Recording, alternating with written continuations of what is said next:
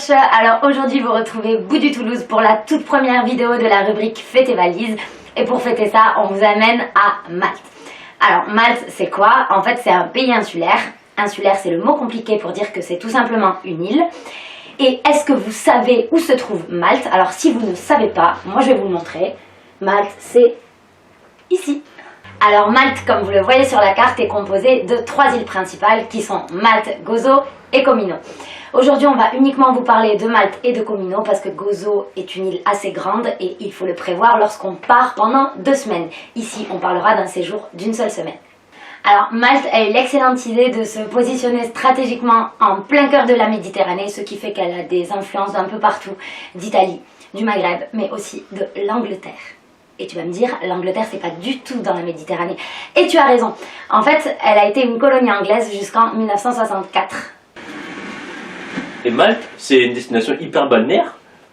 Non, alors Malte n'est pas du tout une destination uniquement balnéaire, c'est une destination aussi basée sur l'histoire, une histoire qui date d'il y a 5000 ans et des paysages à couper le souffle. Vous voyez, genre les falaises sauvages, etc., etc.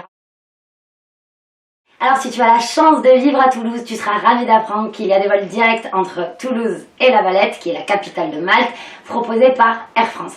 Alors à l'heure actuelle, le prix du billet en juin est à un peu moins de 400 €. 400 € c'est l'équivalent de 40 McDo, donc t'as vite fait le choix, hein, arrête de bouffer au McDo. Pourquoi pas juillet et août? Parce qu'en fait Malte en juillet et en août c'est beaucoup trop rempli de touristes et comme toi tu n'es pas un touriste comme les autres, tu vas te démarquer et pour te démarquer tu partiras en juin et en septembre, sachant qu'il fait beau et que tu pourras te baigner. Alors à Malte, non, tu ne te déplaceras pas en trottinette, il y a un réseau de bus qui est presque aussi cool que nous, oui. Alors en fait, pas de voiture, ne loue pas de voiture, les routes elles sont pas forcément géniales. Et en plus de ça, les Maltais roulent à gauche. Il faut savoir que les bus fonctionnent de 6h à 23h et que le ticket illimité sur toute l'île de Malte coûte moins de 12 € pour une semaine. On vous a préparé un petit topo des villes à visiter et on va commencer par la capitale qui est La Valette. Ce qui est génial avec La Valette, c'est que c'est une capitale à taille humaine. Ça ne veut pas dire qu'elle a la taille d'un humain, ça veut juste dire qu'elle peut se visiter en un jour. Ce qui est fantastique, c'est qu'il y a des ruelles pavées, des petites rues en pente, et qu'elle est entourée d'une forteresse qui a été construite par les chevaliers de l'Ordre de Malte. N'oublie pas, lors de ta visite à La Valette, de prendre ton maillot de bain parce que tu peux te baigner. On va dire, c'est comme si tu étais en plein milieu de la place du Capitole, tu marches 3 minutes et tu as plein de petits spots pour te baigner et t'es seul au monde. Après ta visite de La Valette, tu vas visiter Vittoriosa, donc sur la fin de journée à partir de 17h. C'est ultra agréable. En fait, Vittoriosa, c'est une mini La Valette, encore plus humaine que La Valette, un petit port de pêche, des ruelles pavées aussi, et elle est très silencieuse, donc c'est absolument agréable de découvrir le coucher du soleil là-bas. En tout cas, fin de journée après La Valette, va décompresser à Vittoriosa. Tu vas aller ensuite passer une journée à Comino. Donc Comino c'est la deuxième île dont on te parlait au début. C'est en fait un petit îlot inhabité, ultra sauvage. Il y a juste une toute petite plage de 5 mètres où on te proposera de louer un transat pour 40 € les 2 minutes. Surtout quand tu arrives, tu poses ton cerveau. Si tu n'en as pas, ben, pas de problème. Et tu poses ta serviette sur un rocher parce que tu n'auras pas payé ce transat. Je veux pas, d'accord ?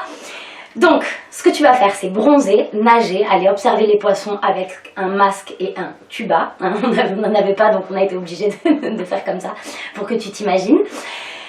Tu peux aussi éviter de faire comme tous les touristes et prendre tes petites jambes et aller marcher tout autour de l'île, sachant qu'il y aura beaucoup moins de monde. Tu découvriras des petites criques sauvages. L'eau sera certes moins bleue, mais elle sera bleue quand même. Alors Mdina, c'est un énorme coup de cœur. On pourrait la comparer à Carcassonne, en 10 fois plus beau, tout simplement parce que c'est aussi une ville fortifiée, mais les pierres sont blanches, donc c'est juste magnifique. On l'appelle la cité silencieuse parce que là-bas les gens ne parlent pas. Non, c'est pas vrai en fait. Quand tu te retrouves dans ces rues, t'as l'impression juste d'être seul au monde, tellement t'as l'impression d'être seul au monde. Voilà, je peux pas te l'expliquer autrement. Elle est tellement magnifique que les scénaristes de Game of Thrones ont tourné des scènes de la saison 1 là-bas. Oui, je sais, tu as envie de sauter dans l'avion pour aller la découvrir. Et tu as raison. Alors, Marsachloc, les guides te conseilleront d'y aller le dimanche matin pour le marché aux poissons, parce que c'est un petit port de pêche. Non, passe-y ton séjour. Peut-être le seul qui a su garder l'âme d'antan, si je peux dire ça comme ça, avec des petits bateaux qui s'appellent les Lutzu, qui sont des bateaux extrêmement colorés. Voilà, c'est une baie absolument splendide.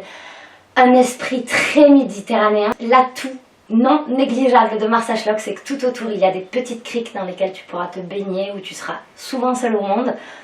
Sachant qu'à Malte, il y a très peu de plages de sable fin, alors que les gens s'imaginent souvent le contraire. C'est dans les appartements Quayside, justement à Marsachloc, qu'on te conseille de dormir. Ils sont magnifiques, ils sont très modernes et à la fois très anciens parce qu'il y a des très vieilles pierres qui habillent tout l'appartement. C'est juste merveilleux, il y a un patio absolument agréable et les portes colorées donnent directement sur le port.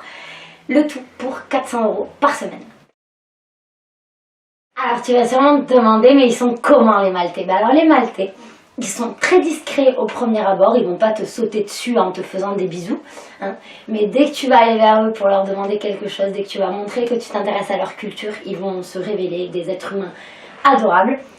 Ils ont une façon de vivre qui est très méditerranéenne, ils vont très souvent au resto en famille le soir, donc tu verras des terrasses bondées de familles de 25 Maltais, ça fait un peu avec le parrain au bout de la table, voilà, donc c'est un peu ça l'ambiance maltaise, et c'est ça qu'on a adoré à Malte. Qu'est-ce que tu mangeras à Malte? Alors tu mangeras beaucoup de poissons, tu mangeras des plats qui sont importés d'Italie, ils sont beaucoup inspirés par l'Italie, donc des pâtes, des pizzas, et aussi des pastizzi. Les pastizzi, c'est une spécialité maltaise, ce sont des friands fourrés à jambon, des amandes, des olives. Beaucoup de desserts à base d'amandes et le plat typique s'appelle le fentakal, c'est un lapin en sauce. Alors pour y aller, on te disait que ça fera une moyenne environ de 300 € par personne avec Air France. L'hébergement sur la base de 2 personnes, c'est 200 € par personne. Ce qui te fait, si tu comptes bien profiter de ton séjour, moins de 1 000 € par personne la semaine. Merci les filles d'être de plus en plus nombreuses à nous suivre sur les réseaux sociaux. Instagram, Facebook, Pinterest, Google+, Twitter.